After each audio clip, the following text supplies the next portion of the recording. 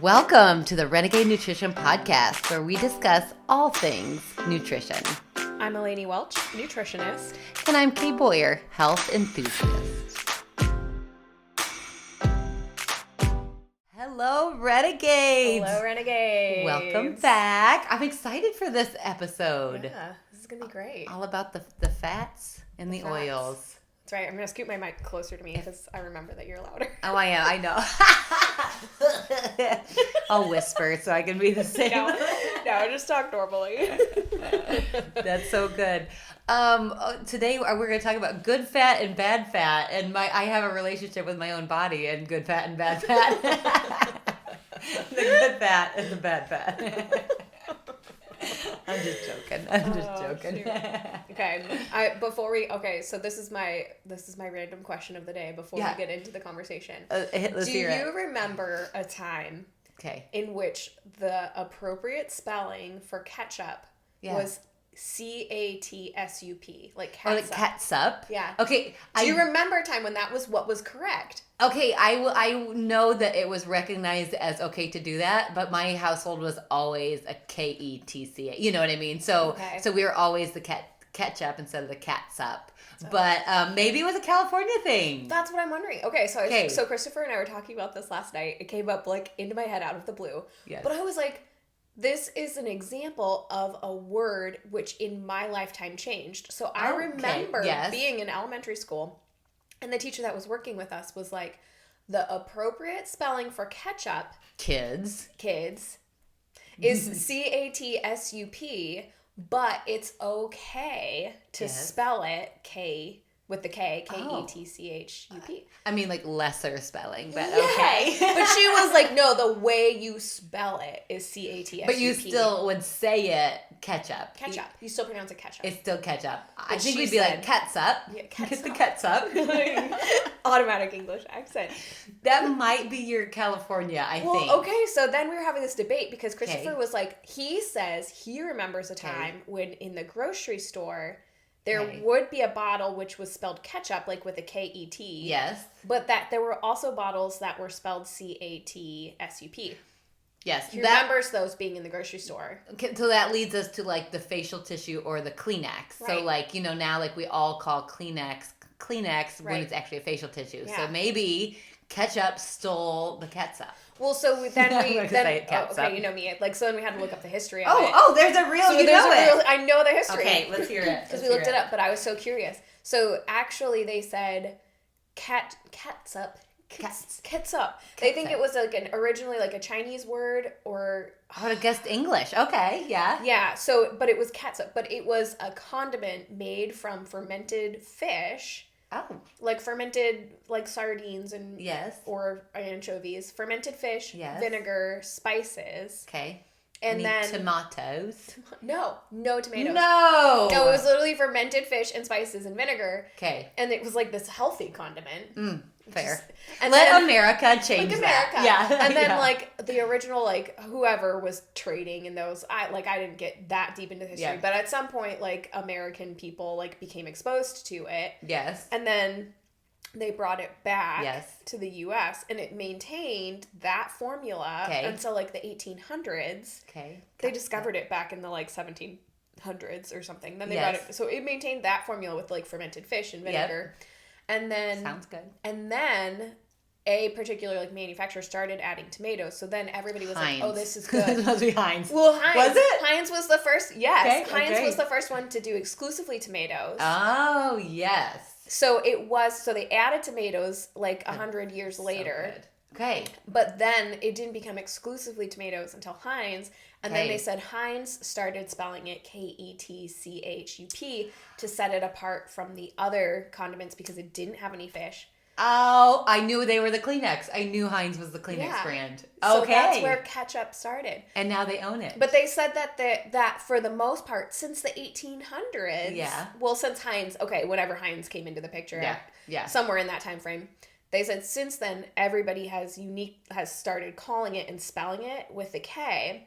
Okay. But that there are pockets throughout the United States that still spell it with still the C-A-T. Teach their children. So we were like a sleeper cell, like in Santa Barbara for the like original spelling of ketchup. I love it. Anyway. It's catsup. Interesting. And I think I would like the old catsup. Yeah, the original recipe. Like, leave it to America to take fish and replace it with tomatoes. Yes. And spices and replace it with corn syrup. And sugar. Yes. Sugar. Guys, this is delicious. Yeah, it is. It tastes way better than that fish shit. Way better. We just replace the fish with tomatoes, and we replace the vinegar and the spices with high fructose corn syrup, and now kids want to dip everything they eat in it. Like, look, it worked. They actually used to call cake broccoli. Now we've just changed it to adding sugar and flour and guys, this is cake. Okay, that's hilarious. Okay, anyway, that's my story for the day. Interesting. This is good history of food. I was so intrigued by it when we started doing the research. I was like, fucking America, man. Of course. Western world. Your fatty fish is gross. Yes. Laced it with nightshades. Sugar. How's your gut now, America? Oh, shit. Anyway. Okay, that's completely unrelated. Okay. But I do like the history, so. Yes, I love it. Okay, good so stuff. Today's podcast, we're talking about fats and oils. For the body. Yeah. For the body. Yeah. We had some good questions on this, and I did my best to address them. And I, you know how they used to have like a low fat, low whatever diet? I now introduce more fats into my diet, and I'm loving them. Okay, so I am curious. Like, did you get on the low fat bandwagon? I was never too into the diet cultures because I kind of knew just ate moderate. So I didn't pay attention, but I didn't eat a ton. But even though my husband will slightly say stuff to my kids, like, don't eat a lot of that. There's a lot of fat in it. And I'm like, no, do eat that. It'll keep you full longer, guys. Eat the peanut butter or whatever. Yeah. But so there is kind of that undercurrent. Yeah. Okay. So your household growing up, did you guys do butter or margarine? Margarine. Think of all the like plastic cells running around my body right now. Yeah. Big time margarine. Because my mom was like, we were told from the doctors it was healthier than real butter. Yeah. Okay. So like your whole like childhood, or did you guys forever? You never knew butter? Never. Like, what about grandparents? They did. You know what? We didn't eat we didn't really eat butter at their house, so I don't know. Wow. Like we would cook with things that didn't really involve butter. Isn't that funny? See, so I remember, so we did butter. Yeah. But then I remember a phase where my mom started doing margarine. Because she thought. Because she like heard it was healthier. Saw it on an advertisement somewhere. Yeah. Yep. I feel like I was like 10 maybe. I'm sure she's probably gonna listen to this and be like, no, it was when you were 9.5. Yes. And I was a good mom. Yes, you were yes. No, so she started doing margarine. I remember being like, this just tastes like oily nothing. But then here's the crazy thing. So her doctor was like, you need to switch to margarine, it's better for you.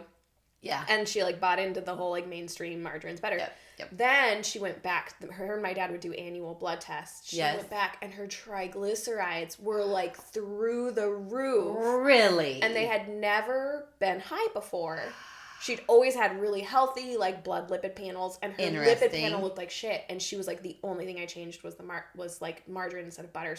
So we only did margarine. Okay. I'm pretty sure for like that 1 year. Fascinating. And then she switched back to butter because she was like, what the what? And I loved like that scientific proof behind it.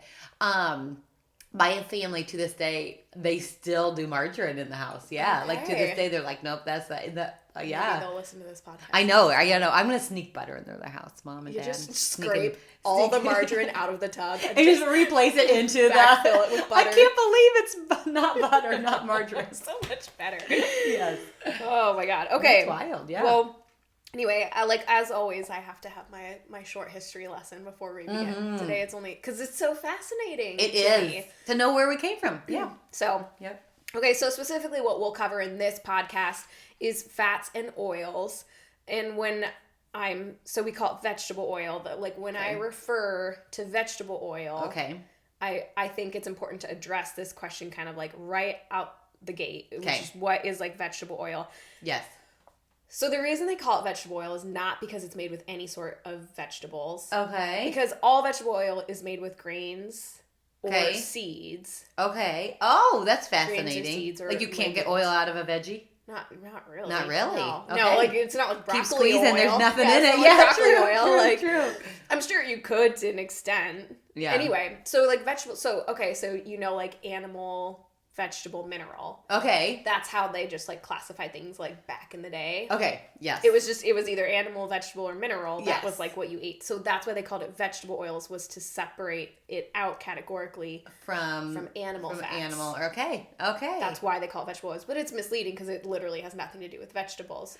Interesting. So it means seed. Like, seed is the most common. So, like, Seeds when I from say plants. vegetable oils, what I'm talking about is usually like canola oil, soy oil, sunflower oil, safflower oil, cottonseed oil, corn oil, grapeseed oil, any vegan, like, non-butter spread, and margarine. Okay. That's what's encompassed in that. So that's what we mean when we say vegetable oils. Okay. So that's what we're talking about. Okay, is that list. Okay. Is that list. Is like the mainstream go. Yep. Yeah, and we can read through that again. And so, yeah, over the years, like, I've learned a ton about fats and oils and the importance of healthy fats and the importance of avoiding unhealthy fats. Yeah. And then even, I mean, I've read a ton of books, but I reread a bunch of books for this podcast. And I listened to several different interviews, and I read 7 books. So I think I read Sally Fallon, Sarah Gottfried, Mark Hyman, Dave Asprey, Sarah Ballantyne, Dr. Natasha Campbell. Good names here. Good people. Dr. Natasha Campbell, Dr. Jack Wilson, Dr. Catherine Shanahan, and a few others. So that was 7 books and podcasts. And I always have to listen to that, like, Sally Fallon. Yes? Okay, I'm going to have to get this on this. Why We Need Animal Fats. That podcast, that's the one, when you and I first met. Yes. That's the first podcast I ever sent you. When you and I were talking in the shop, you asked me a question, and somehow we got into the whole conspiracy theory behind animal fats versus vegetable oils. Right, yes. And I started telling you the story that she talks about in that podcast. That's the very first podcast I think I ever sent you. And I know I never listened to it. Probably not. Okay. You listen to a lot of podcasts. Like, yes, I do. I think if you, like, I like never previously really listened to a lot of podcasts before I started wanting to make our own, and then I'm like, I should know what a podcast is. Then I started listening to them, and I'm like, I've been missing out all these. Oh, they're awesome! You just get to hear people talk. It's amazing. Mm-hmm. Anyway, so all that to say, I feel pretty confident in the validity of the information I'm sharing today. Yes. I looked at, like, all those different sources. I looked at what they said, and then everything that was cohesive is what we're sharing today. Felt right in your gut. Felt right in my gut. I'm here for it. Like a healthy fat. I'm a sponge ready to take this in. Okay. Okay. So I guess one more thing to say today, because today there is, like, a blend of oils called vegetable oil. Like, you'll see it in recipes where it's like vegetable oils. Just so that you know, that usually today refers to a specific product, which is like a blend of seed oils. So normally it's like a combination of like canola and corn and whatever, sunflower, safflower oil. Yeah. The way they make it is really mild, so it doesn't have, like, a lot of flavor. Okay. And that's why people call for that in cooking. Okay. But it's nasty. We're going to replace it. Yep. Goodbye, vegetable oil. So, vegetable oils don't include, when I'm saying, like, vegetable oils, that doesn't include olive oil, avocado oil, or coconut oil. Okay. Love those 3. Which are all good. Okay. And are all made from fruit. Which is why they're fruit. Technically, avocado is technically a fruit. And that always gets me. Olives. Okay. And olives and coconuts. So they don't fall into the vegetable oil category, which is Got it. It's like, people always ask me, like, when I would meet with patients, I'd be like, okay, so we're going to eliminate vegetable oils. They'd be like, oh, I can't have olive oil? I'm like, no, it's not a vegetable oil. See, now there's a trick of my lifetime. I did not know an olive was a fruit. I did not know that. And that list also doesn't include any of the nut oils. So, like, macadamia nut oil, almond oil, peanut oil, palm kernel oil. Okay. Those are not included in that list of really toxic vegetable oils. Okay. But you don't want to heat them because they do become toxic if they're heated. Oh, that's good to know. Mm-hmm. And how do we even know if we buy a product if it's been heated? That's a good question. So that does have to do with the processing, and I'll kind of get into that. Okay. But if you see, like, cold pressed, yes, typically that means it wasn't heated in the process of extracting it. But we'll get into that with the vegetable oils and why that doesn't necessarily, like, matter so much for them. Like, it doesn't make a difference. They're still shitty. So don't fall for the cold pressed organic canola oil. Canola oil. Just don't do it. Don't do it. But it's organic. Yeah. I actually read an interesting article that said even cold pressed, they were looking for cold pressed organic like canola oil, and they couldn't find any that contained less than 5% trans fats. Which is like those oils are not supposed, like they advertise trans fat free. Yes. So it's because it just oxidizes so easily and rapidly, especially canola oil. And it's still in there. And it's oxidizing, so it's creating trans fats in the bottles. So even if it quote unquote didn't have trans fats when they bottled it, it has trans fats by the time you're like consuming it. Okay, not stable food. Not stable. Okay, not buy stable food. Yeah. Be a stable person. Yeah, be a stable. And I realized too, like, so we talked in the last series, the first thing we talked about was sugar. Like, you were like, what's the one thing you would remove if you could remove anything? And I said sugar. Sugar. And after doing all the research for this podcast, I'm like hard pressed whether sugar or vegetable oils are worse. Oh. I'm hard pressed. I can't decide. But here's what I'll say. Okay. Because most of the health professionals I read said vegetable oils are worse because they're even more inflammatory. But here's my thought. All right. Here's my thought on why sugar is worse. Because sugar is addictive. Yes. And people crave sugar. Yeah. Whereas people don't crave vegetable oils. Right. And vegetable oils. They just crave a addictive. fat, but there's so many good fats. There's good fats. And it's like, what do you use for sugar? What do you, right. Okay. Yes. So that's why I think sugar is worse. Because both sugar and vegetable oils are in everything. Yes. Like, you literally can't buy any processed food. Right. And it doesn't contain sugar or vegetable oils. Yeah. And like zone in here on processed foods. Like, so, hey, going a little Whole Foods, guys. Yeah. Whole Foods. Yeah. Even like the healthier processed foods. Right. Like, I hate Granola to throw bars. companies or anything under the bus, but I won't name names, but even like healthy kids brands, like there are particular brands that sell like healthy goldfish and gummies and crackers and granola bars. Yes. And they all contain sunflower and safflower oil, sometimes canola oil. Yeah. And these are like the organic, sometimes gluten-free. Yes. Even some of our very popular like energy bars that everybody loves and eats. Yes. They have sunflower oil in them. Yes. And it doesn't matter if it says like, oh, it's expeller pressed or it's cold pressed. Like, all expeller pressed means is that like they didn't use solvents to extract it, but it still goes through all the other damaging processing that makes it so reactive and makes it oxidative. Adding solvents to my food to expel anything from it seems also not okay. Nasty. Like a solvent, when I'm like painting furniture, the solvents I have to like mask up and like, okay, so this sounds bad. Okay. Yep. Wild. Okay, and so you really, sunflower is a no-no. Yeah. Because it's a seed still. Yes. Okay. And it's reactive. It's like, okay, so like back in the day, they used to make like oils with what was called a wedge press at home. So you could make like canola or like it's rapeseed. Okay. Don't like that. It's a terrible name. Don't like that. Yes, but rapeseed, which is like a relative of canola, they used to make that oil back in the day, but it was with the wedge press. So you'd like pack it full of seeds, and it would like over the course of a few days, slowly press, and then the oil would start coming out, and that was like really antioxidant rich and full of good fats. Oh, no. But it's just being gently extracted over the course of a few days. There's no heat, there's no solvents, and you weren't heating it. Yeah. Like, you weren't taking it and heating it. They would use it for other things. Okay. So, like... So that's okay. But nobody makes oil. So it's really the processing of oil that makes it so bad. Okay. And once it's in foods, it's really just, like, it's just reacting with the air and the environment and the heat. And, like, imagine the condition that, like, even a food containing...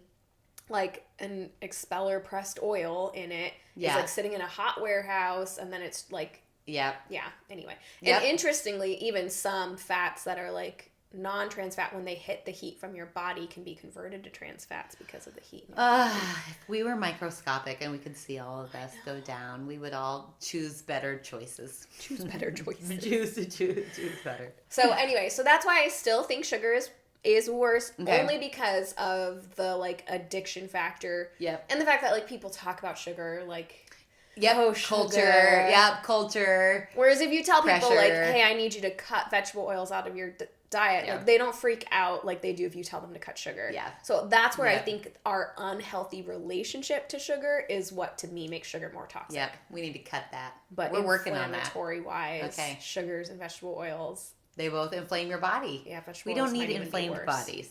No, we don't. Yeah. Okay. Okay, so here's our little history lesson. Are you ready for this? This is, I'm in it. This is what, like, in that podcast with Sally Fallon that I sent you that you never listened to. Yeah. It's on my list for today. She tells this story, and I have looked it up and done some, like, side research, and I found, like, the same story just repeated with slight variations. But, okay, so Procter & Gamble. Okay. Procter & Gamble was a soap and candle maker in the 1800s. Yes. In the 1800s. Yes. They figured out how to get the oil out of cotton seeds. Okay. And cotton seeds were essentially this waste product, and they were this terrible waste product because if you stored them for like any period of time, they would go rancid really easily, and they would smell like horrid. Like apparently they have this horrid smell. Okay. So there's just bags of like rancid cotton seeds laying around. Yeah. Nobody knows what to do with. So Procter & Gamble is like, hey, let's capitalize on this. So they created a like process, machinery, and this way to like smush the oil out of the seeds. Yes. Which, by the way, was like smelly black goo. Yep. And then they worked with like scientists to add solvents and created this way to clean it up. Okay. And make it not smell and make it like a color that looked more appealing. If you bleach it, it's fine. It's fine. It's fine. And they started making candles with it. Okay. And they were getting this stuff for essentially free. Yeah. So it was a good strategy for them. Yeah, brilliant businessmen right there. Because you're getting this product. You just have to pay for all the machinery and the people to clean it up. But otherwise you're getting like, it's not a lot of overhead. So smart. Okay, so then electricity comes along. Okay. God bless electricity. People aren't buying candles so much anymore. Right. So Procter & Gamble is like, what are we going to do? With all this oil? Now we've invested in all this like machinery and mechanization to produce this oil. What are we going to do with it? Because we're not making candles. Yeah. Like we were. Now people are using electricity. Yeah. So they're like, okay, why not just tell people they can eat it? So we're literally you can eat candles as well, guys. You can eat candles. So they're pivoting in business, though. Let's just give them a hand of applause. Yeah, that was a good pivot. That was good marketing to make us believe we could eat candle goo. Yes. Exactly. So they basically went from making candles to making Crisco with the same product, different chemistry, like process, different chemistry to make it. But the same exact product. So they're like, okay, so they knew already how to hydrogenate the oils and harden them. That's how they were making their candles. Okay. But now you can't make a candle hard or nobody's going to want to eat it. You have to make it like a spreadable consistency. Ew. Yeah. So they figured out that they needed a catalyst in order to prevent the oils from tangling and creating an inedible product. So when they first started hydrogenating them and they weren't adding the catalysts, they were like creating primordial plastic. No way. Like inedible, tangled, like the molecules would tangle. No way. And that's how they started having like unsaturated fatty acids, and that's how they like the chemistry behind it. They created a way to prevent the molecules from tangling, and they added solvents and like all that stuff so that they weren't just making straight up plastic, but it was some trial and error. Oh my word. So if you just drink fingernail polish while you're eating plastic, it works, guys. It's the equilibrium. What idea is this? Okay. Right. And then it's like, oh, well, we could eat this. Okay, so they use... Okay, did the scientists who do this eat it themselves? I'm really curious. That's a good question. If they fooled themselves? It was food for the poor people. Okay. So I don't know that they would have. Okay. Or because it was like the cheapest way to make oils. Did they have a thought back then that anything you can eat is fine for you? Your body doesn't care. But I guess even like, who was the old, like not Socrates, but Hippocrates. Or who was like, food is medicine. Yeah. So surely they would have known back then. Okay, carry on. This is astonishing. People had a sense. There's no way to not be astonished by this. Yes, I mean, it's like 1910. Like, we did have common sense. And who was the first person to try it? Like, you saw that batch just hardened into like a plastic toy. But now we added a little solvent. Will you try this batch? Who's going to be the guinea pig, right? This is why they came up with rats to try it on. Okay. Such a bad idea. I'm not. No. Okay. And that's when we invented rats. Here, puppy, I gotta make it smaller. Oh my god! I think I snorted right into that microphone. Sorry. We love advancements. Oh my gosh. Okay. Yeah. Okay. So here's how they kept it from turning into plastic: was they applied heat, pressure, hydrogen gas, and a metal catalyst like nickel, aluminum, or sometimes other toxic metals in order to extract the cottonseed oil and then make it appear edible, which, by the way, like the nickel and the aluminum can stay in trace amounts in those hydrogenated oils. Oh my word. Adding heavy metals to a food is also such a bad idea. Yeah. Okay. Yeah. Okay. Which, by the way, that process, so we all are familiar with trans fats. That process creates a whole array of fats, most of which have not been studied. Trans fats have been studied, like, in depth. And then cut. Yep. And cut. Yep. But there are components that process creates that haven't been studied or cut yet. Exclusively studied. Okay. So that's they will be studied and they will be cut. But you can cut it out of your life today. By making better choices. Cancel it. Yep. Yeah. So they use that process for cottonseed, but that is basically the process that's used today for the extraction of other seed oils like sunflower, safflower, corn, canola, soy, like, et cetera, et cetera, et cetera. Wow. So it's wild. That's the history lesson. Now we can get into your questions. Oh my word! Well, that was fascinating. I'm like that, and there's more history. Like I'll probably talk more about that as we get into it. But that's the initial. That's how I thought that was like the most important thing. That's how vegetable oils came to be. It always comes back to the man and money, don't you think? Yeah. I mean, patriarchy, come on now. Let's have a little bit more generosity and health, would ya? Yeah. Okay. Okay. All right. So, some questions I have, just like the day-to-day living with oils. Okay. So what is it that those bad oils do to our bodies? I mean, I can see, like, don't eat that. It turns into hard plastic. But when I do eat the canola oil or I do eat the whatever oil, what is it doing to my body that is no bueno? No bueno. Yep. Okay, well, so first and foremost, they're inflammatory. Okay, yeah. They're inflammatory. They're not natural. Like, we did not evolve to eat those oils. Okay. Because we didn't have the mechanics to extract them. And our caveman ancestors would have never just found like a giant pile of rancid rotting seeds and start shoveling them down. Yes, and adding solvents and mixtures over the pot. Yep. So they're not natural. We didn't evolve to eat them, and they're inflammatory because we can't digest them well. Yes.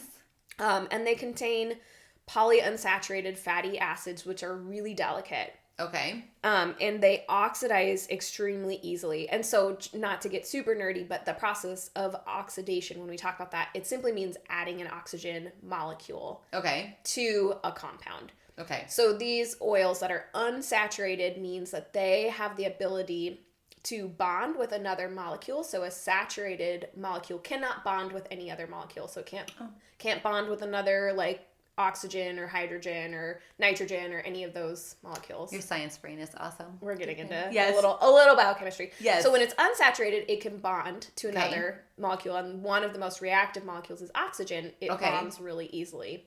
I won't get into the electrons and the electron arrangement and the neuron and I won't get into that. But that's why. So that's what we mean when we say oxidation. And then that process is damaging because it can create these oxidized byproducts, which are harmful for our body. That's why we always want to consume antioxidants that protect against the oxidation. The oxidated byproducts. Okay. And the processing of those oils it separates them from their natural antioxidants. So when we talked about that, like, home wedge press, that would have been like slowly over the course of several days separating out the oil from the seeds. Yes. They still contain their antioxidants, but when you heat and mechanically process them, you remove them from their antioxidants. So now they're reactive. They have room to attach to oxygens, which makes them, like, oxidative, and they don't contain their natural antioxidants anymore. Golly, they are sensitive little creatures, huh? Yes. Yeah. And then, like I said, even cold-pressed oils, when they get introduced to the heat from our bodies, can become oxidized and converted to trans fatty acids. And trans fats, the reason those are so bad is because they destroy our body's natural enzymes. Like, they basically gum them up. Like, they glom to our natural enzymes, and our enzymes can't work the way they're meant to. Okay. And then it hampers our cellular function and can actually kill cells. Okay. I'm glad they took that out of production. Yep. I remember when that happened, and I was like, about time. Okay, just here's a little history. Yes. Here's a little history lesson. Speaking of, so I looked up the history on this. So in the United States, trans fats became banned around like 2014, 2015. I was going to say 6 or 7 years ago. Yep. I remember when it happened. Mm-hmm. Yep. So did you know Mary Enig is what do you call it? A lipidologist. She was a fat and oil scientist. Love it.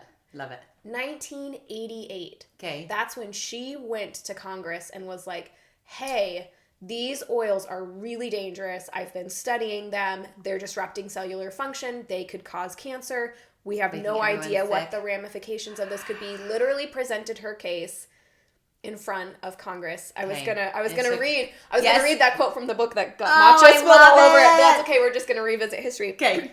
So she literally went to Congress 1988. And when did they get banned? Okay, wait, almost 20 years later. Holy moly. Or 30 years. How's almost my math? 30 years. Almost 30. 1988 is the year I was born.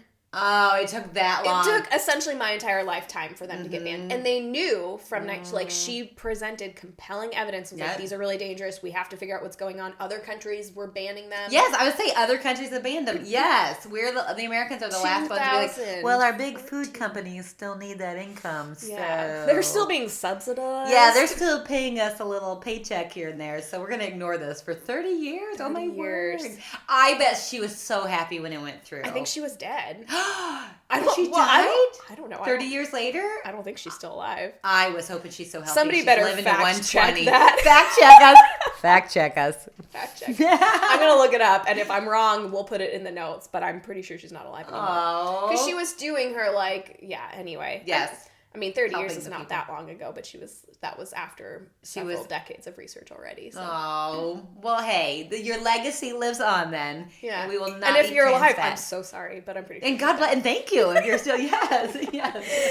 God. Anyway, I should have known you were going to, bring that up. I'm like, I didn't do any history on her life outside of that moment of it, where I was like, oh my God, but now. How many hours are in a day, Eleni? We need to check her, Instagram right now. Can we see if she's posting on it?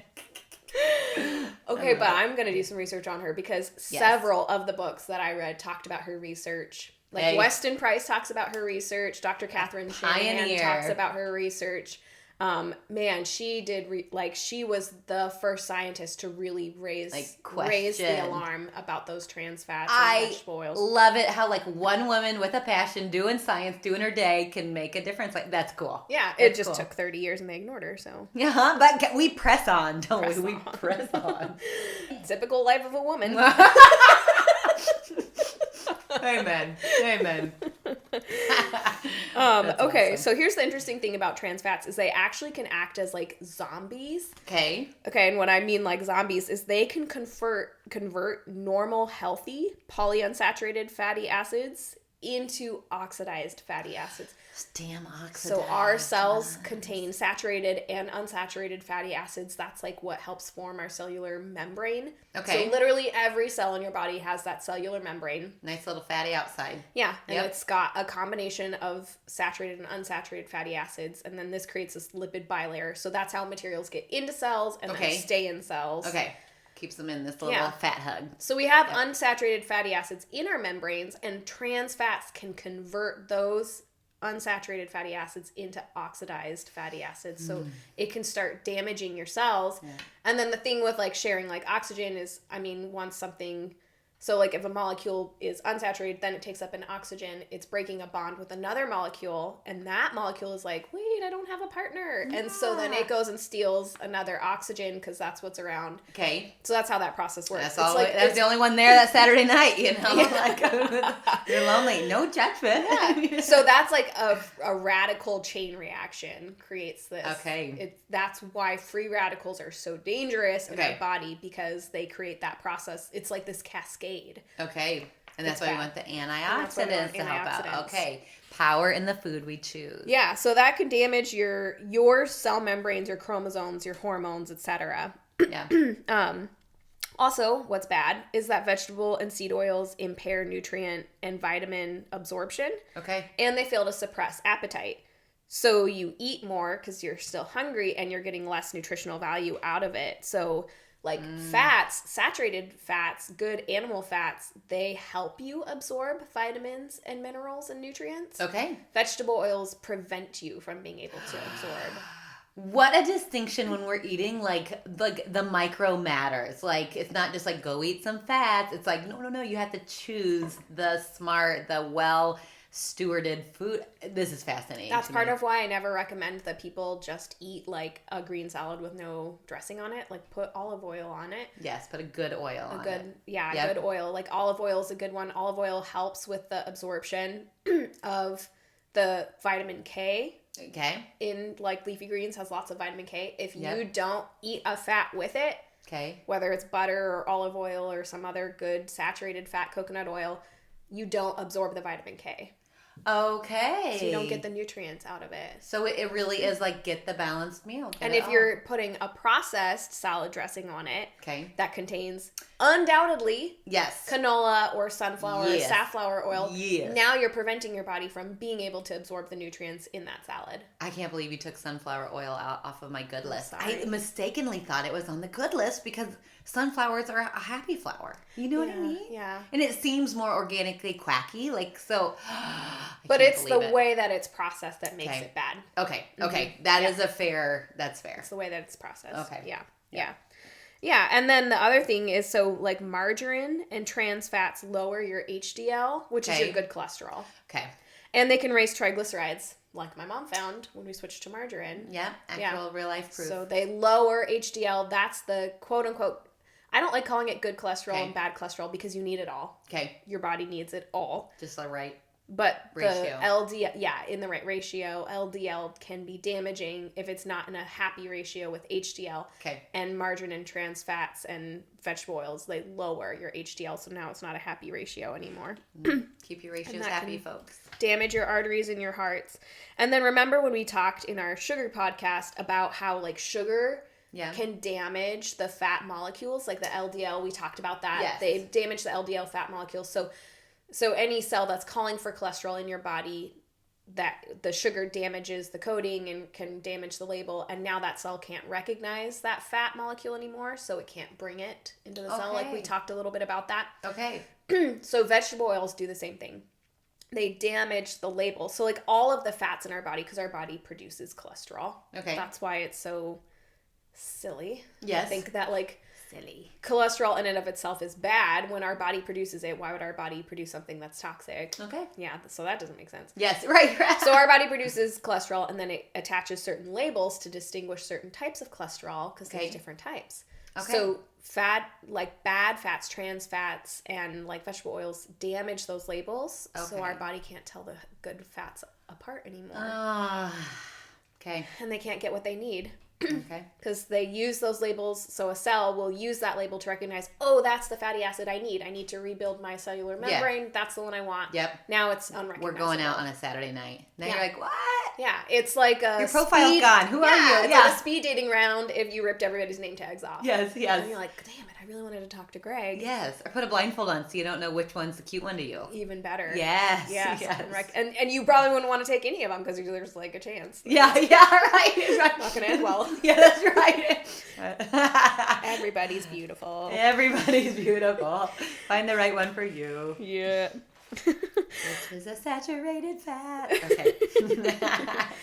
And then trans fats also suppress our immune system, cause inflammation in the brain, and are implicated in Alzheimer's, dementia, diabetes, because they impair the ability of insulin to respond to glucose, and they injure our liver, kidneys, and are implicated in atherosclerosis, cancer, neurological and psychiatric conditions, depression. They can interfere with pregnancy and disrupt hormone production. Oh. Just a few things. That's so go right now to your kitchen, throw out all the vegetable oils, and bring in the 3 fruit oils that we love. Yeah. Yeah. And then when you think about them in combination with sugar and how damaging and inflammatory that is, that's like the biggest problem, is that the westernization of the diet. Like, so it's possible that you could be completely like no sugar and never consume any sugar. And we talked about how in the last series we talked about like sugar and how it contributes to cardiovascular disease and stroke and dementia and Alzheimer's and kidney disease and cancer. But you could literally not touch sugar and still... Oh, there goes our camera. Okay, how long did we make it? 10:42. I'll have to get one more step faster. Okay, listen to you. Like, you guys, if you are listening to the audio version, you have probably heard every podcast at some point. I'm just like, damn it. Like, and that's because our video has stopped working. So for those of you who have been watching video and are like, get your shit together, I promise we will. We're trying. The good news is we know more about nutrition than technology. Yeah, that's true. I don't dedicate any brain space to technology. So anyway, that's some background. If you're just listening, you're like, what are you talking about? It's because our video just stopped, and we have not successfully had a single podcast. Our video didn't just stop halfway through for some reason or another. We just keep eliminating all the variables. Next time. Okay, we're gonna get it. I was saying, so you could literally never touch sugar in your life and still...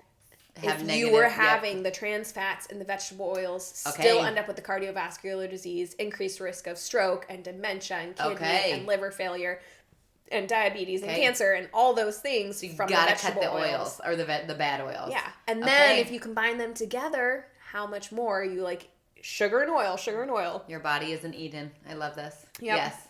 Okay, good choices. It's good to know like these 2 kind of rules to live by of like, okay, if I can get my sugar under control and if I can get my bad oils under control, I am in a great place with just those 2 small decisions. Yeah, exactly. All right. I love it. You got for me? Okay, what do good oils do for our bodies then?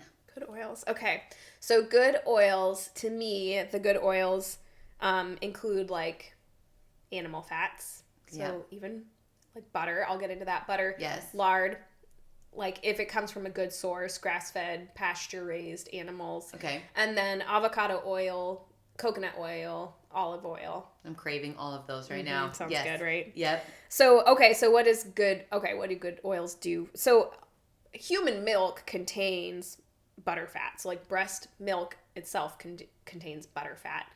All mammalian milk contains butter fat. I mean, that's why we can make butter from cow's milk. I love it. Or breast milk. Yeah, or breast milk. How is that not marketed yet?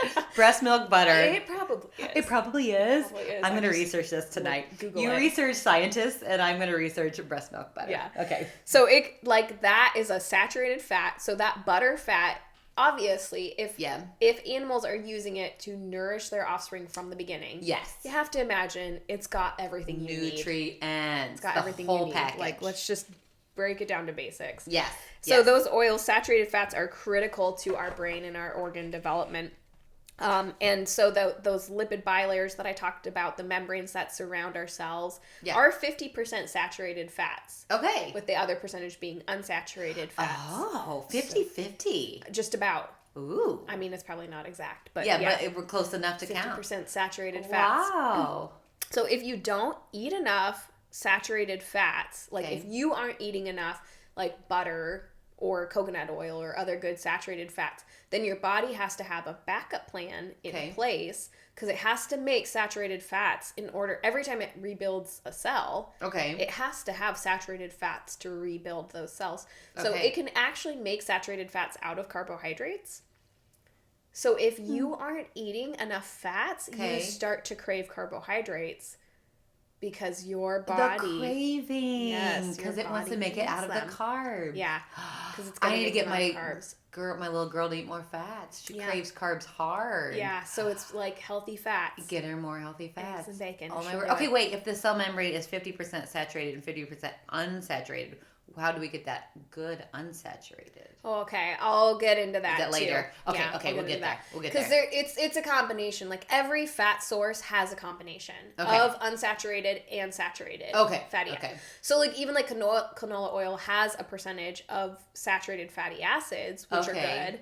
and unsaturated fatty acids, which are also good, but in the right ratios. Got it. So it's just watching it and the quality of the product. Okay. And that's why some of like the ones I'm naming, like avocado oil and olive oil and coconut oil and animal fats, they have good ratios of unsaturated and saturated fatty acids. They have both inside of there. Mm-hmm. I'm learning things all the time that it's both saturated and unsaturated. It's not just like all the vegetable oils are all unsaturated. Right. Okay. Although they market it as if it is. Yeah. Because they don't want you to know they contain saturated fats because they've villainized saturated fats. Yeah. Because animal fats are primarily saturated fats. Yeah. They've now villainized saturated fats to make you think you have to have vegetable oil. So they don't want to advertise that it's got saturated fats, but that's like one of the few like good things about it. Yes, I'm learning. I'm totally learning. This is interesting. Yeah. And again, how like advertisements and media affect our decisions. Yeah. Yeah. So, so that's an interesting thing. So like the worst possible diet you could ever eat is a diet that's low carb and low fat. Okay. Like the South Beach diet, like that was a craze for a while. That was really like high protein, no carbs, no fat. Oh. Terrible, because your body doesn't have what it needs to build your cell membranes.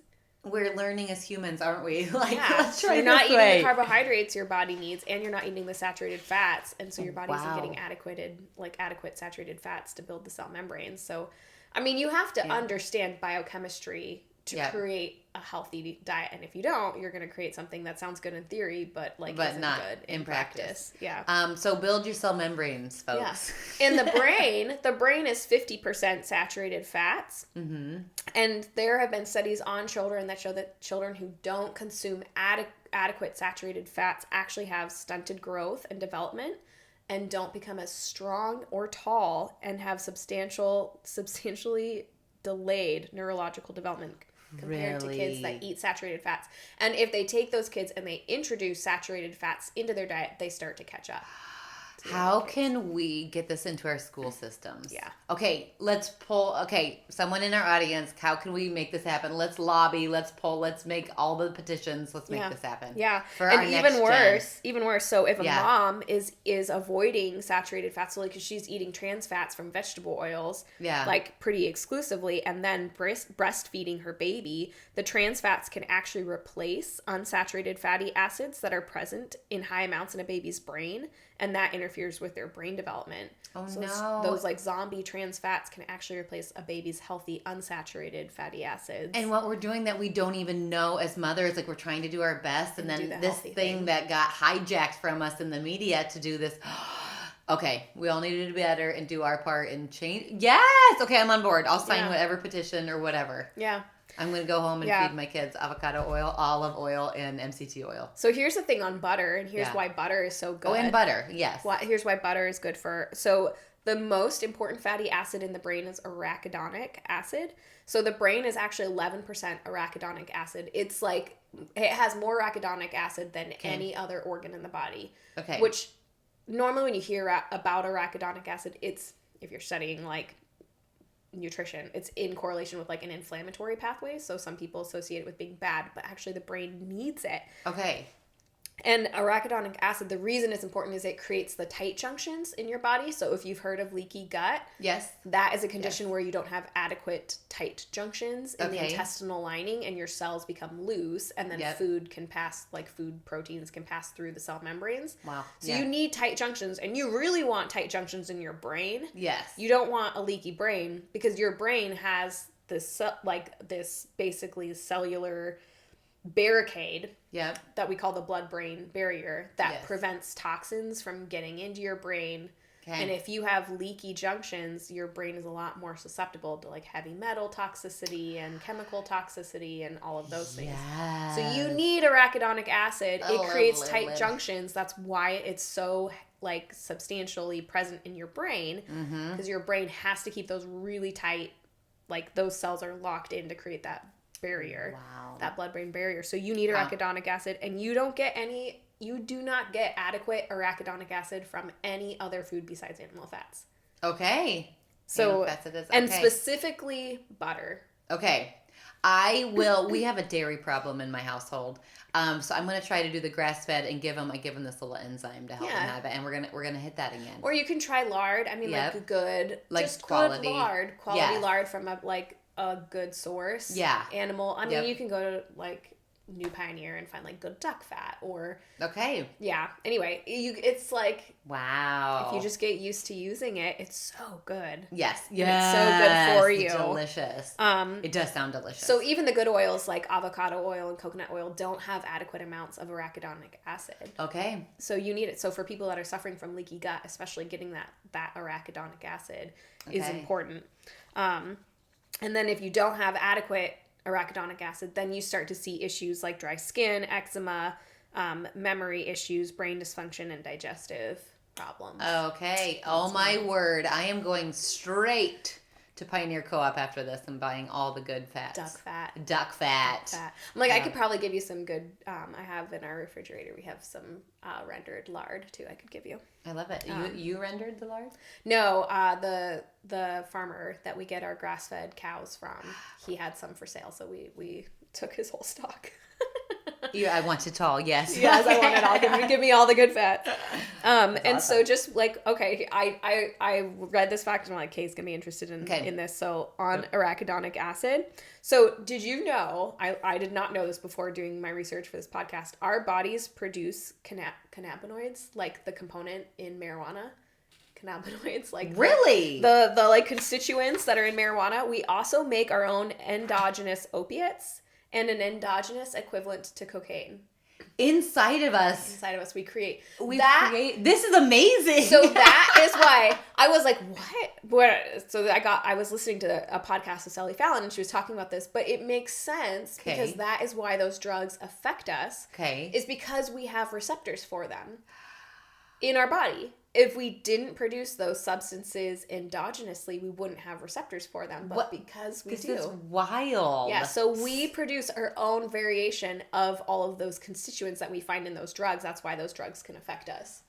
Okay, so I'm trying to figure out, like, can I eat or do the right thing where now I have more of the cannabinoid, whatever. Okay, yes. So the cannabinoids are made directly out of arachidonic acid, which, again, comes primarily from butter and other animal fats. This is fascinating. And it's the same. So the opiates and the cocaine-like chemicals that our bodies make, they rely on the constituents of animal fats like the vitamins and the cholesterol to be made.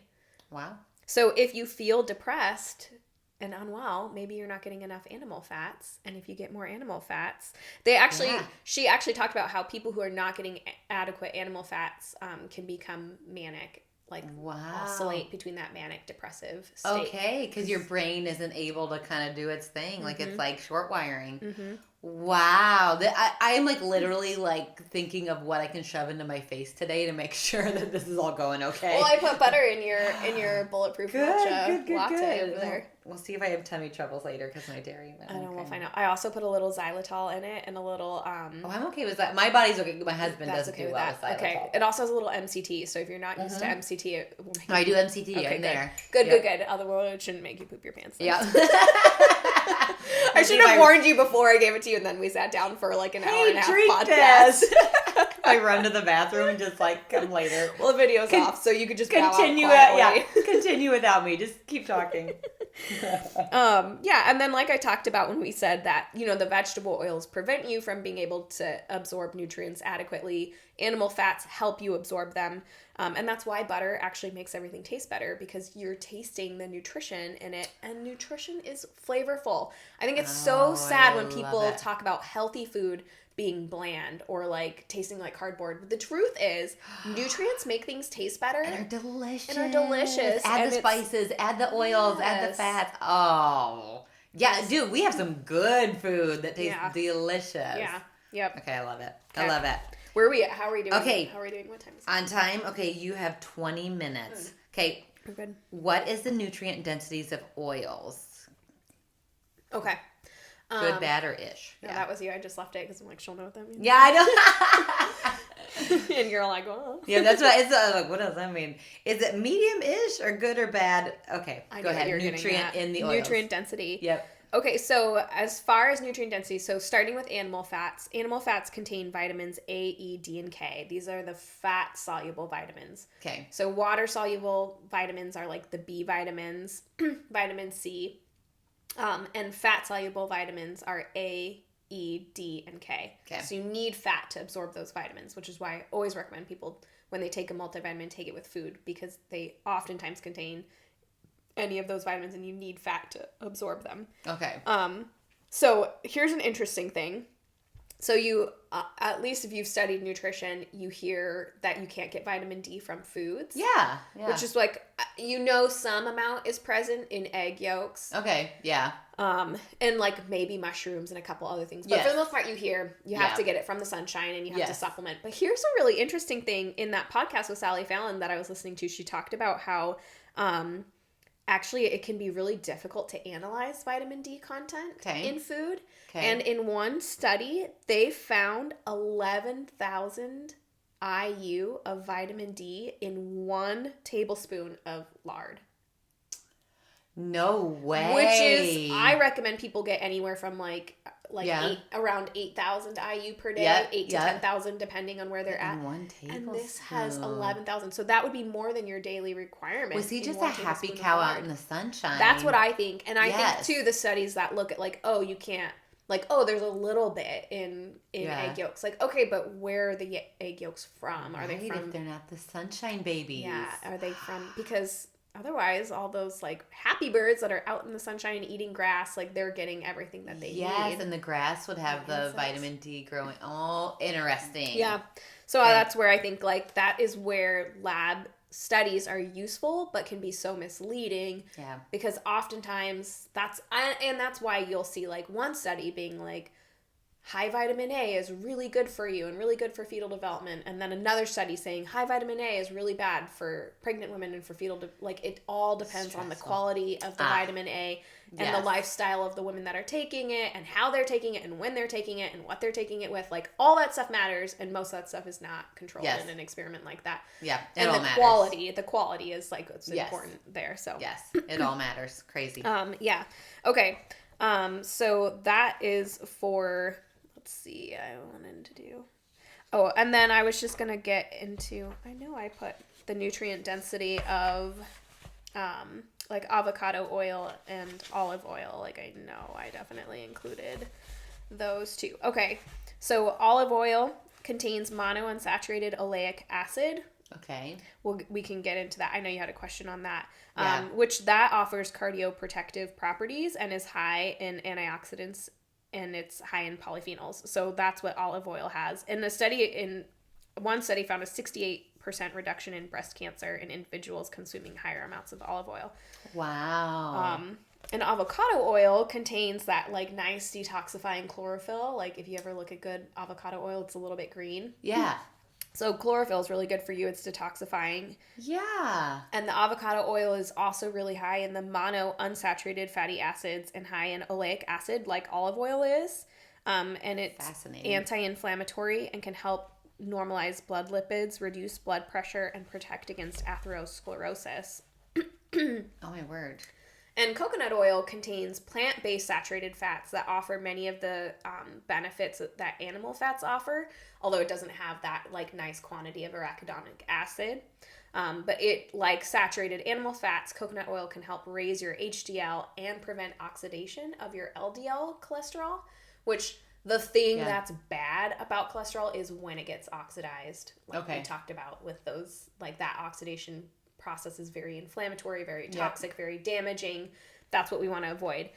So coconut oil can prevent oxidation of LDL cholesterol. And it also contains the medium chain triglycerides, the MCTs, we put in our matcha this morning. Yep. Which the body really likes that as an energy source versus it doesn't really store MCTs as fat. It will burn them readily as a fuel. Okay. Which is really good for you. And coconut oil also has those polyphenolic compounds that are antioxidants and protective, just like olive oil does, that help protect against cardiovascular disease.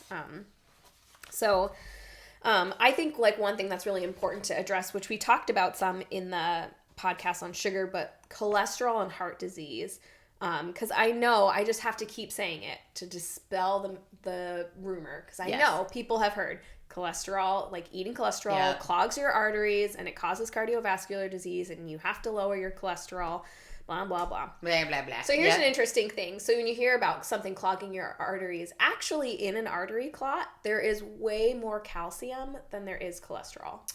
Interesting. Okay. Way more calcium. And vitamin K, which is present in animal fats. Yep.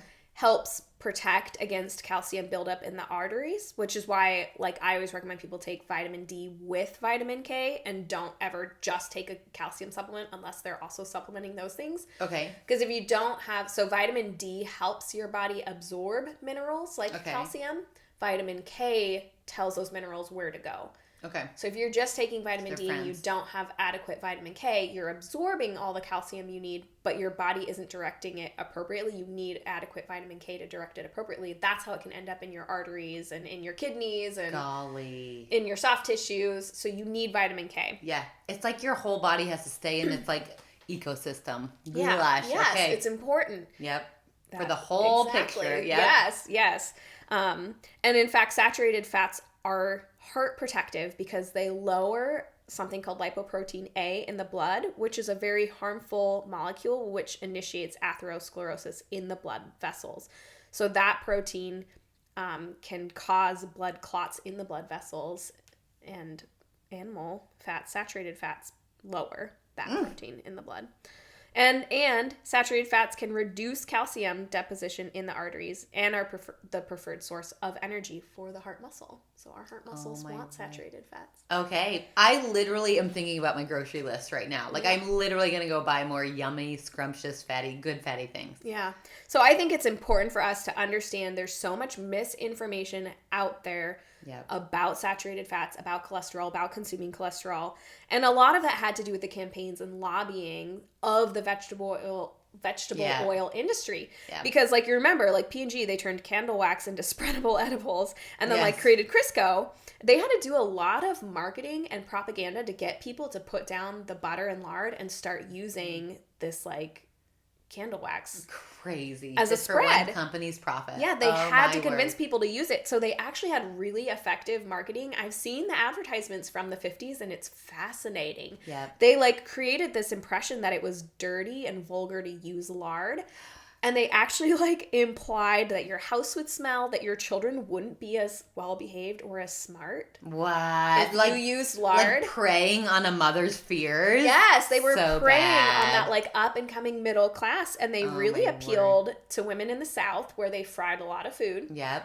Sounds delicious. Convincing them to use Crisco instead of butter or lard. No. And to Jewish communities, because kosher law, like, prohibits combining dairy and fat at certain times of the day. Okay. And so you couldn't combine butter and meat, but Crisco solved that because it wasn't dairy.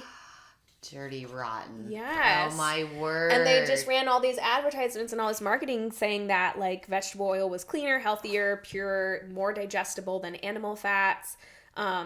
So it was really interesting. And then do you remember Ansel Keys, our friend Ansel Keys? We talked about him in his 7-country study. Yes. In the Sugar podcast. Yes, I remember when we uncovered the fact that all of that research he was doing at that time was being funded by the sugar industry. Yes, this all comes back. Yep. So he is the one who shaped the perception that saturated fats cause heart disease.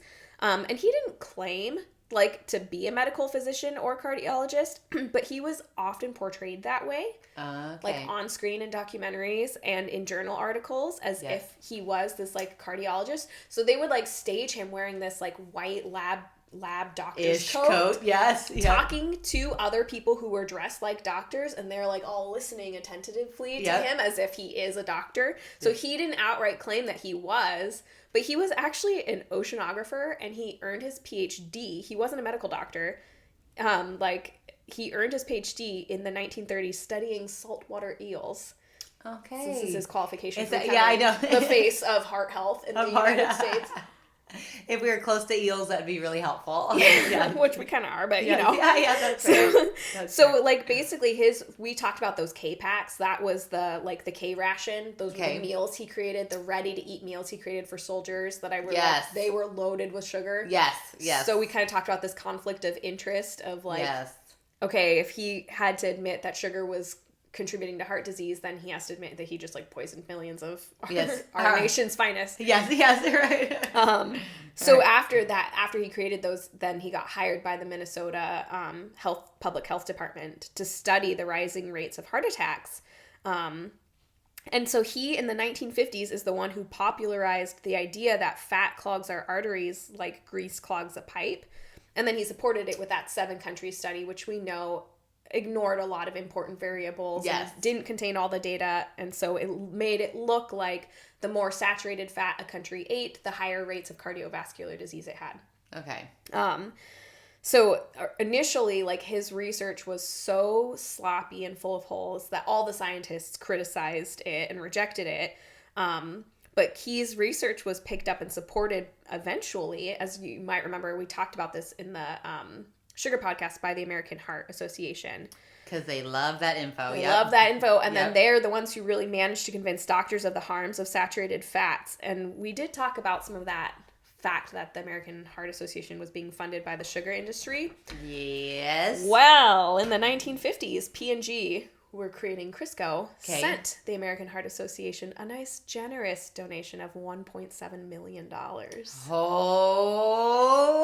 Right around the same time that Dirty the money. American Heart Association was saying, oh, yep, saturated fats are bad. Believe everything Hansel Keys is saying. And vegetable oils are the way to better heart health. And how has that worked out for us? How's that worked out for us, right? Has our heart health improved in this country since we started consuming less fat and more vegetable oils? No, America. No, America. No, so it's obviously not working. Yep. And then, like, interestingly, so in the 1960s, Keyes, like, his research, he started to be, like, kind of attacked by other scientists because he was saying that saturated fats, like, every time he talked about saturated fats, he made it sound like it was animal fats and specifically butter that was really bad. Okay. But in his laboratory and human experience, he wasn't feeding his subjects butter. He was feeding them margarine, which contained 48% trans fats.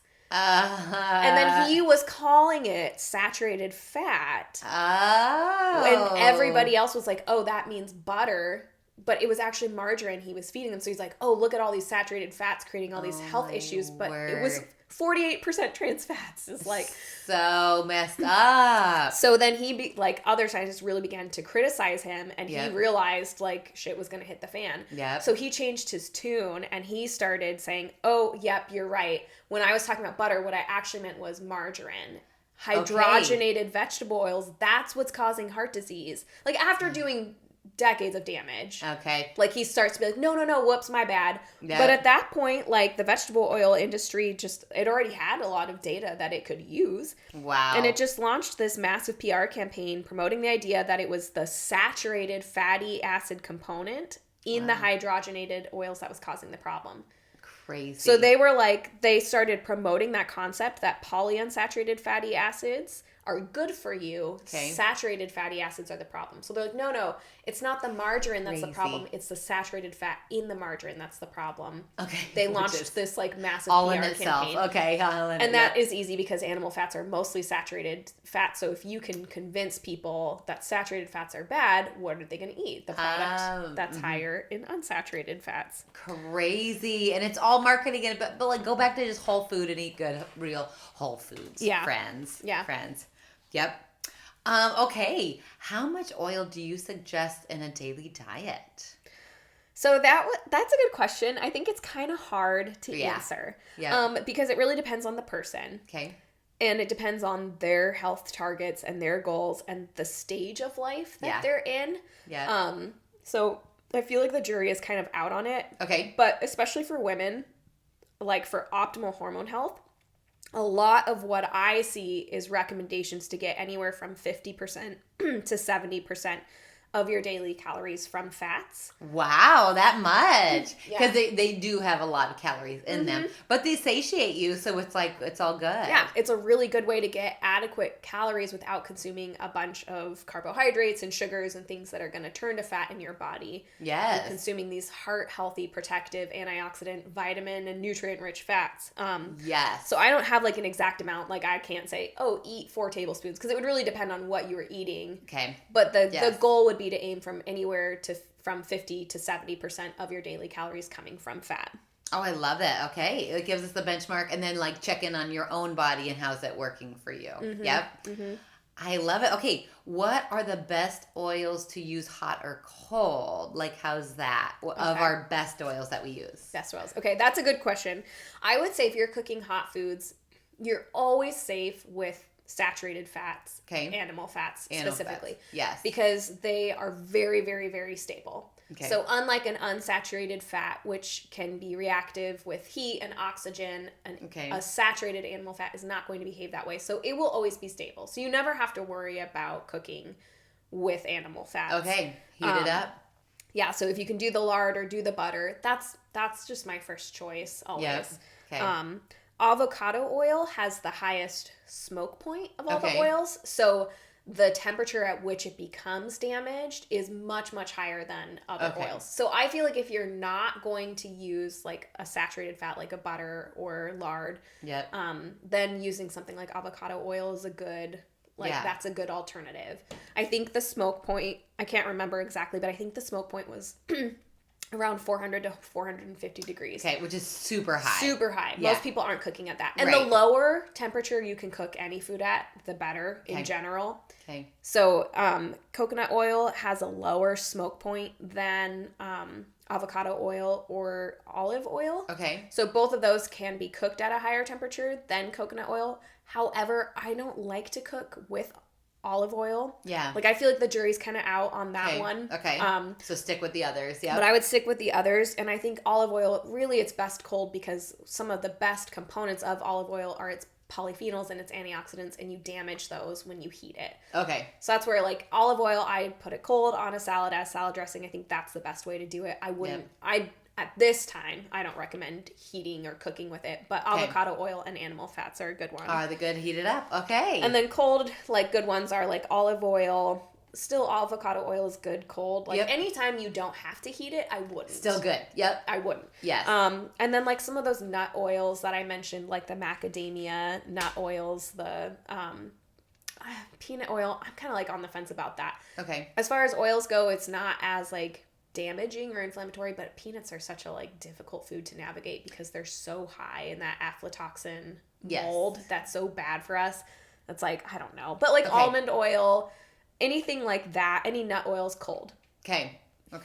Keep your nuts cold. Keep your nuts cold. It's not good for them to get hot.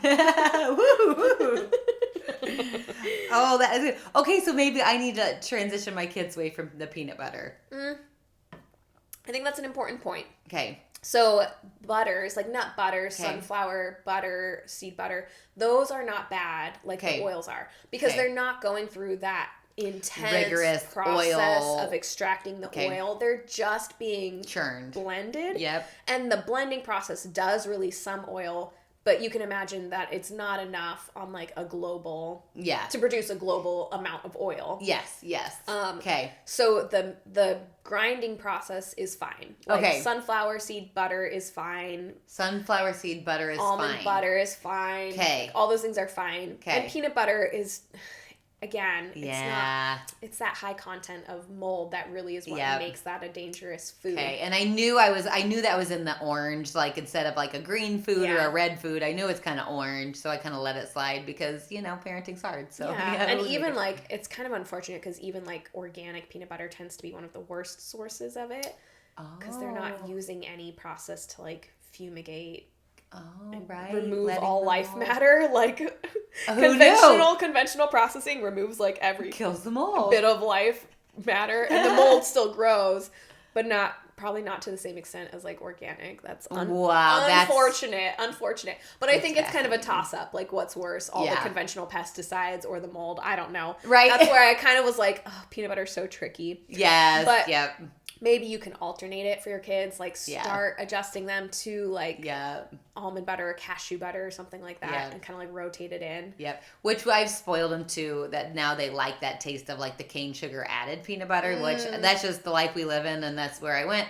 So now I'm trying to do it with the honey involved where it's like at least then they can transition with that. Otherwise they have nothing to eat. You know what I'm saying? We're trying to do better as parents, but come on, you know what I mean? Okay. What is the difference with the extra virgin and less virgin, like the olive oil? What does that mean and what do you recommend? Okay. So both virgin and extra virgin olive oil are unheated. Okay. So they're both good. Okay. I think I honestly think what it comes down to is the grade of olive oil. So I think the extra virgin is simply a better grade of olive oil. So it doesn't necessarily have anything to do with the process of creating the oil. So it's not like virgin is heated and extra virgin is not. They're both an unheated process. Regular olive oil that's not virgin or extra virgin is heated and damaged. Okay. So I would stay away from that. Okay, so do virgin or extra virgin. Yeah. Okay, got it. And the extra virgin it's a better grade. So it's like if you ever hear of like grades assigned to like honey or maple syrup or things like that, it just means it's cleaner and purer, and typically it's got better flavor. Okay. It tends to have like a better flavor profile. But from what I understand, that's kind of the only difference between them. Okay. Virgin and extra virgin. But you do want to stick with virgin or above. Okay. We can do that then. And what does... the difference between the butters and the sunflower butter versus sunflower oil. Oh, you did kind of say that. Yeah. So we're okay. And so I'm going to start adding sunflower butter to their lives, to my little kiddos. I like sunflower butter. Okay. If you make it yourself, it turns green. Yes. Okay. My little kid. Yes. And I had these huge sunflowers in my back garden that were like this big. So I get the seeds and you can teach me how to make it into butter. Oh my God. Well, you're going to have to like shell all of them. It's probably worth just buying shelled seeds. Oh, that's fair. That's fair. I was just going to tell my kids to do it, but that's fair. No, you can have your kids do that. That's going to be like, this is the fruit of your labors. So yes. They will eat it then because they worked hard for it. 2-ounce drawer into a little jar. Okay. Yeah. I was looking at my sunflower butter and it said high oleic oil. Did I say that right? Yeah. Okay, what does that mean? Okay, so if you're buying sunflower butter and they're adding sunflower oil, that's not my favorite because then it's containing... It's the oil that they added. It should just be like ground up. It should just be ground up sunflower seeds. They shouldn't have to add oil to it. This distinction, I did not even know to pay attention to it, whether it was an oil or the butter. I just paid attention to the high oleic, whatever word. I'll have to pay attention now. But it depends. So if it just says high oleic sunflower seeds, what that means is like it's kind of like it's a modified seed. So basically they modified the seed to have a higher percentage of oleic acid. Okay. Which is like that's the acid that's present in olives that's good for you. Okay. So that's like an omega-9. So we often hear about omega-3 fatty acids, omega-6 fatty acids. Oleic acid is the omega-9 fatty acids. Oh. So there's like I'm learning so much today. Yeah. So anyway, and you do need that in a certain ratio. Okay. But it's basically saying we tried to make sunflower seeds healthier for you, and they contain more. And that omega-9 is less reactive than the omega-6 is. Okay. Like, we didn't get into that in this podcast. I didn't want to get into, like, omega-3 versus omega-6 versus omega-9. Like, that's a whole separate topic. That's a whole podcast on its coming at ya. On its own, that's important to address. Okay. But besides that, we know that we get a lot of omega-6s from our diets because they tend to be very heavy in vegetable oils and processed grains, which are high in those omega-6s. So anyway, they have modified the seed to contain more omega-9s, but it's still not optimal. Like the oil from it still isn't optimal because it still contains tons of those unsaturated fatty acids that are reactive. And then as we learned, those reactive molecules can make other molecules reactive. So I still would avoid it, even if it's like high oleic sunflower oil. Yeah. If they're adding oil to it, that's what's weird to me. You shouldn't have to, because when I make sunflower seed butter, it produces its own oil. Like, you know what? Mine actually, now that I think about it, it was my cashew butter, and they added it into it. They added it. Gross. Why? I don't know. Why would you ruin something like cashew butter with sunflower oil? I know, and this butter tastes amazing, though. So I'll try to research a better one that doesn't have that addition in it. Yeah. I mean, again, it's a pain. Like, you have to have a food processor, but it is so easy to make your own. Like, I just do that almost exclusively for, like, cashew butter or sunflower butter. I just make my own. Like, this is a recipe coming at you guys. This will be... Here it is. Are you ready? Thank you. We will do a YouTube video on this to teach me. You dump your nuts in your food processor and you blend them up. And that's it? That's it. You don't add Number anything. one, you have to buy a food processor. You do have to have a food grown-up processor. kitchen move. I'm about to grow up this year and buy a food processor. I love mine. Yeah? Every day. I'll just see which brand you have and which I'll look at it. Yeah. I'll have to buy one. Yeah. Okay. I need to buy a new one actually, so we can do some research. But, okay. But not until I'm employed again. Yeah. Or please support us here on the podcast. I love it. Well, that's all the questions I had for you, but I am so motivated. I literally am so motivated to go home and do better on my diet and my food. And now, especially with my kids, thinking like, oh, I've kind of let them go a little bit on the fat so much. I'm like letting that slide, and I'm like, oh, I'm gonna rein that in. I liked that when I was listening to that Sally Fallon podcast. Like one of the things she said, she's like, I talk to these mothers who like harried and hassled and nervous, and they're wondering if their kids are getting the nutrition they need, and I tell them, just give them bacon and eggs, put butter on it, and it's gonna be fine. I love it. I love it. So there you go. There's your advice. I love it. And that bacon needs to be like a good bacon, right? Like good bacon. Like a no nitrate and blah blah blah. Okay, gotcha. You want good bacon. Good you want bacon from Happy Pigs. Happy Pigs. Sad pigs are scary. I know. Yes, all pigs are scary. I'm afraid of pigs, but all pigs are scary. All pigs are scary, but happy pigs are way less scary because I've been, when I was completing my first master's degree, I studied animal, like the staph-resistant bacteria. Okay. In animal confinements. Yes. And so I went to hog barns and like Yes. CAFO turkey confinements and chicken confinements. Yes. And the hog barns were by far the scariest because the farmer like we walked in with was like, don't get your boot too close to the hog confinement or they'll just chew it right off your foot. And I'm like, are you fucking kidding me? Like pigs are so smart, and then you confine them. They have no like activity, and they literally go insane, and they will just eat me. And then we're like, we're walking around in there, and it's just me and my like my advisor. They will eat you to death. Who's like in charge of my research. So it's me, my advisor, and this farmer. And the farmer is like, yeah, the best place to hide a body is a pig confinement. You just throw the body into them, they'll eat it, bones and all. And I'm like, what? Is this what's going down right now? Are you going to kill us? We're going to die here. We're going to die. This is where we die. This is where we go. Now, I will say, being from Iowa, my husband's family are all pig farmers, and I have loaded out many a pigs in the morning, and I do feel this. I feel that strongly. They're scary. I think they're scary. They are big and smart. You're right. They're smart. Yeah. That is so hilarious. And they will eat you bones and all. Yes, they will. What a positive place to end this podcast on. I'm glad we're making a difference here. Thank you for that knowledge. Lady, you were expanding my brain. I think you're helping a lot of people achieve better health, to have better brains and better bodies, to feel better for ourselves. So thank you so much for your knowledge. And for the rest of us, let's go be renegades. Go be renegades. All right. Thanks, guys. Bye. Thank you for listening to the Renegade Nutrition Podcast. Follow us on all social media platforms and on our website, therenegadenutritionist.com. Please keep in mind that all of the information given in this podcast is not intended or implied to be a substitute for professional medical advice, diagnosis, or treatment. Go be renegades.